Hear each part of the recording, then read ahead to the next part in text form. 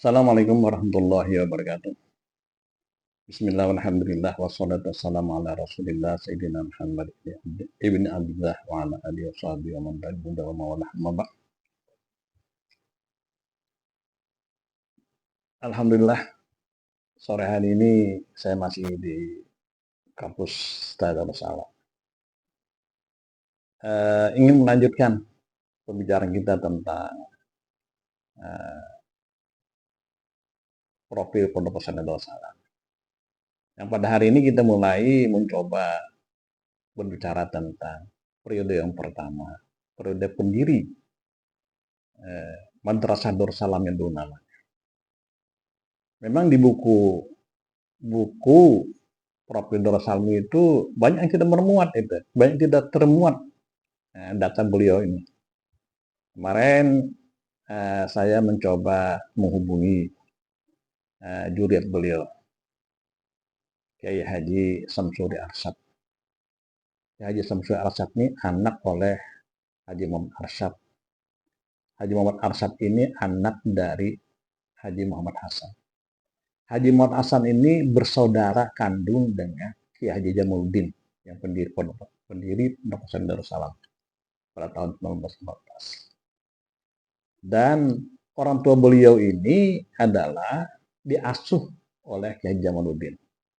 Di mana-mana beliau dibawa, artinya masih sejaman itu dengan Kiai Haji Jamaluddin. Nah, orang tuanya ini yang banyak cerita tentang masalah Kiai Haji Jamaluddin karena beliau betul-betul bersama dan sejaman dengan Kiai Haji Jamaluddin. Di samping itu juga Guru Samsuri banyak juga mendengar dari yang lainnya, tidak yang fokus, yang primer itu boleh memang mendengar dari orang tua beliau sendiri yang memang sejaman dan bersama dengan Kiai Haji Jamaluddin. Ada juga pernah dengan orang-orang yang lain yang masih keturunan Kiai Haji Jamaluddin, termasuk dengan Salman Yusuf ya, Salman Yusuf yang juga di Pondok Pesantren Darussalam yang masih ada hubungannya dengan Kiai Haji Jamaluddin. Pernah juga beliau mendengar informasi dari itu. Tapi yang primernya beliau memang memperoleh informasi dari orang tua beliau sendiri ya. Ya, alhamdulillah kita menemukan data ini yang cukup akurat ya untuk dimasukkan ke dalam sejarah berdirinya Pondok Pesantren Darussalam. Dan tokohnya siapa? Nah, ini yang kita lihat biografi beliau itu. Memang menurut informasi dari Kiai Haji Samsuri Arsyad yang beliau juga adalah guru di Madrasah Mangunjaya yang kemudian guru kita sekumpu dan juga salah satu imam warawatib ya di mana di Masjid Agung Al-Qamah Kota. Anak beliau yang saya katakan dulu Lutfi yang juga S2 di apa namanya di Ahqaf sana di Yaman, juga sekarang mengajar di IAI Darussalam dan juga mengajar di Pondok Pesantren Darussalam. Nah, jadi kita melihatnya cukup akurat data ini. Menurut beliau, Kiai Jamaluddin itu adalah lahir pada tahun 1865. Nah, ini tidak ada datanya di yang kemarin di buku itu. Nanti kita coba kita lihat. Wafatnya pada tahun 1921. Nah, kalau di sejarah Pondok Pesantren Darussalam kan beliau meninggal pada tahun 1919 ya, gitu ya. Kemudian digantikan oleh Hasan Ahmad. Nah, menurut apa yang beliau peroleh dari orang tua beliau yang meninggalnya itu 1921 bukan 1919. Nah, ini bagian yang nanti akan didiskusikan, kita bedah itu buku kembali itu. Nah, memang sejak kecil beliau adalah mengaji kepada orang tua beliau sendiri yang juga adalah orang ulama, orang alim ya, Haji Muhammad Afif, yang terkenalnya itu ya. Beliau Haji Muhammad Afif inilah beliau mengaji dengan orang tua beliau sendiri. Dan beliau sejak kecil itu sudah piatu. Artinya mama beliau meninggal. Kemudian umur 8 tahun beliau dibawa oleh orang tua beliau sendiri, yaitu Haji Muhammad Afif ya, dibawa ke Mekah. Ya, dibawa ke Mekah. Dan di Mekah itu kurang lebih 5 tahun informasinya orang tua beliau meninggal itu. Haji Muhammad Atid itu meninggal di Mekah ketika 5 tahun beliau menjalani berada di Mekah. Nah artinya pada saat itu beliau berumur berapa? Beliau berumur eh, hitungan berapa ya? Hitungannya itu sekitar 13 tahun. Beliau berumur, beliau sudah yatim piatu. Apakah 13 tahun itu sudah balik boleh atau belum ya? 13 tahun umurnya. Itu sudah yatim piatu beliau. Sebatang kara hidup di Mekah. Beliau hari-hari cuma nggak ada rumah, tinggal di Masjidil Haram, mengaji di Masjidil Haram. Ya. Nah, kemudian ketika sangu beliau habis, peninggalan orang tua habis, hidup beliau adalah kerja serabutan. Yang penting beliau bisa memberikan roti untuk setiap hari itu. Yang sering beliau berjualan apa? Dia sering berjual air ya, jual air kepada teman-teman orang tua beliau dulu. Nah, orang Arab ya. Orang Arab ini membeli karena kasihan dengan anak-anak ini, anak-anak remaja ini kasihan membawa air itu. Membawa air jual itu karilah. Nah, hasilnya itu beliau bisa hidup ya. Hidup di Mekah. Nah, ini ya kebiasaan beliau ya di Mekah itu. Nah, kemudian ya, selang berapa lama ada salah seorang saudagar. Saudagar di Martapura, katanya orang pesayangan ya. Martapura terkenal kaya ya. Ya mensekolahkan anak ke kemana, ke Mekah ya, ke Mekah. Nah kemudian anaknya disewakan rumah di daerah gunung ya, gunung di sekitar Masjidil Haram juga disewakan. Nama beliau itu Yusuf ya, Yusuf. Nah ketemu dengan orang Banjar ini, orang Martapura, kan beliau kan aslinya orang Pakuaman ya, orang Martapura ya, dengan pesayangan itu dekat ya, sangat dekat ya, berdempetan kampungnya. Nah ketemu ini, nah sehingga beliau ada teman di sana, ada teman namanya Yusuf ya.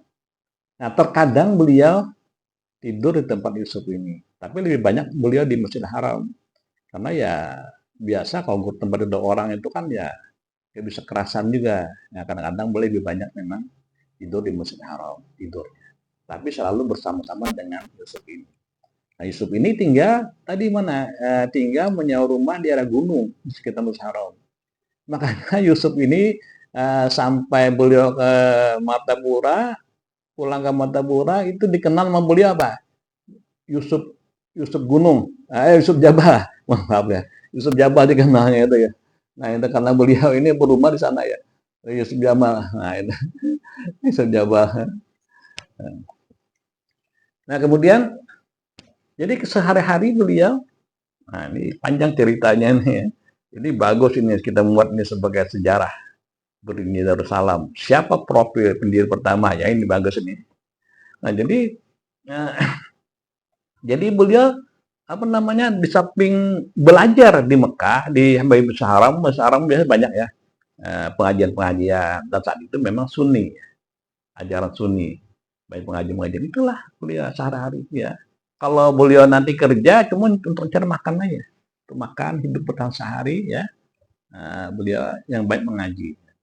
Kemudian beliau sempat juga mengaji, dan lebih banyak mengaji, bukan sempat mengaji, ada di dalam gua ya, di dalam gua di luar kota Mekah itu. Ada seorang guru beliau yang namanya Said apa sama Said apa ya? Eh, Said Yahya nggak misalnya, Said Yahya. Said Yahya betul, Said Yahya namanya. Said Yahya di gunung. Di situ beliau lebih banyak menghabiskan waktu juga berguru di sana di Said Yahya itu ya. Ya, alhamdulillah beliau bisa lama di sana. Nah, jadi ada satu cerita ya yang cukup menarik. Beliau bisa bertemu dengan guru beliau Syed Yahya ini, gimana ceritanya itu. Nah itu ramai panjang ceritanya itu. Jadi ceritanya begini ya, menurut disampaikan oleh Muhammad Arsyad ya, waktu beliau. Nah jadi Kiai Jamul ini bercerita dengan yang keponakan tadi ya, keponakan tadi yang selalu bersama beliau. Nah ceritanya begini, biasanya tiap hari Jumat itu ada seorang laki-laki. Tiap hari Jumat maksudnya. Sholat Jumat di Masjidil Haram itu seorang laki-laki itu selalu berada di tiang itu. Di tiang. Cuma tiang ini disebut tiang apa ya di Masjidil Haram dia. Berada di tiang itu. Lalu beliau tertarik itu. Tertarik untuk juga bisa diitikaf di tiang itu. Jadi beliau intai minggu depan itu. Supaya bisa mendahului seorang laki-laki ini. Beliau dulu itikaf di sana. Nah, minggu berikutnya boleh mencoba lebih pagi, lebih datang ke Masjidil Haram. Ternyata kata beliau justru lebih dulu yang si lelaki itu itikaf hari Jumat di sana. Nah, ini. Kemudian penasaran boleh intai lagi Jumat berikutnya supaya lebih pagi lagi yang kedua. Ternyata apa? Ternyata si lelaki itu justru mendahului juga, ya, mendahului juga lagi itu. Nah, itu. Sampai apa? Sampai yang minggu yang ketiga, beliau mencoba, penasaran, beliau ingin sekali berada di tiang itu. Kemudian beliau lebih pagi lagi datang ke sana. Alhamdulillah orang itu belum datang, lelaki belum datang, beliau sempat itikaf di sana. Kemudian ketika azan Jumat, ya, orang itu datang, azan Jumat datang itu. Kemudian meminta supaya berpindah ke Haji Jamaluddin ini, berpindah. Tapi beliau keras, tidak mau pindah, tetap di situ. Nah, kemudian beliau dibisiki oleh lelaki tadi. Kalau kamu mau pindah, nanti saya bawa kamu ke gua. Ada seorang guru di sana. Mendengar itu, beliau ada seorang guru di sana. Beliau mau berpindah. Kemudian kedudukan itu diduduki oleh yang si lelaki itu. Nah, habis Jumatan, beliau dibawa ke tempat gua itu. Gua itu andaknya di luar kota apa? Di luar kota Mekah ya. Dibawa ke sana. Ketemu dengan guru itu, ya itulah namanya, kenalan guru itu namanya Said Yahya. Said Yahya namanya. Nah, ketemu, nah itulah terjadilah hubungan yang akrab sampai beliau meminta untuk bisa belajar di sana. Dan ternyata lelaki itu adalah hadamnya Said Yahya tadi. Nah ini panjang ceritanya lagi, nanti kita sambung ya. Ceritanya ini ramai ceritanya ini ya, dan ini sahih ya, sahih, akurat datanya, informasi akurat, datanya cukup primer ya, pokok di data pokoknya yang kita ambil nih. Nah, dari juriyat yang memang ketemu dengan bapaknya sendiri, bapaknya sejaman dengan Kiai Haji Jamaluddin, dan tidak sejaman aja, bapaknya ini adalah orang yang selalu berada di sisi Kiai Haji Jamaluddin, karena beliau ini sejak ujar Kiai Haji Arsyad ini sejak 8 tahun itu sudah bersama Kiai Jamaluddin. Kemanapun sudah mengaji, ceramah, Kiai Jamaluddin selalu berada ya. Nah, jadi sampai pernah juga Kiai Jamaluddin itu bercerita dengan keluarga, untung kamu sekarang katanya. Kalau saya dulu tinggal di Mekah nggak ada rumah, kadang-kadang lebih banyak tidur di Masjidil Haram. Nah, itu kan tempat teman-teman itu pun lebih banyak di Masjidil Haram. Itulah diantaranya ya. Nanti kita sambung lagi ya, karena sudah sore ya, sudah hampir maghrib. Kita sambung lagi berikutnya. Demikian, wassalamualaikum warahmatullahi wabarakatuh.